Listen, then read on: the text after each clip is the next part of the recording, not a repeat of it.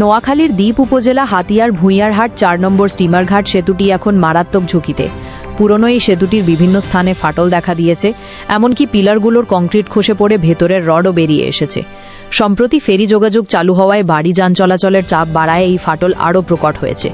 সড়ক বিভাগ ৫ টনের বেশি রয়েছেন, এই বিষয়ে জানতে চাই। এই ব্রিজটি তো হাতিয়া উপজেলার সাথে যোগাযোগের একমাত্র মাধ্যম।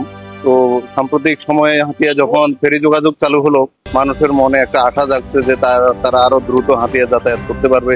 কিন্তু আসলে এটি এখন যেমন সংস্কারের জন্য তারা প্রয়োজনীয় উদ্যোগ নিচ্ছেন, পাশাপাশি এর বিকল্প হিসেবে এখানে যাতে একটি নতুন ব্রিজ করা হয় সেজন্য কিন্তু তারা প্রয়োজনীয় দিচ্ছে। অথচ বিকল্প রাস্তা না থাকায় লাখ লাখ মানুষকে এই চরম ঝুঁকি নিয়ে চলাচল করতে হচ্ছে। এই জরাজীর্ণ সেতুটি ভেঙে গেলে মূল ভূখণ্ডের সাথে হাতিয়ার যোগাযোগ সম্পূর্ণভাবে বিচ্ছিন্ন হয়ে যাবে। থমকে পড়বে ওই এলাকার অর্থনীতি, শিক্ষা ও স্বাস্থ্য ব্যবস্থা।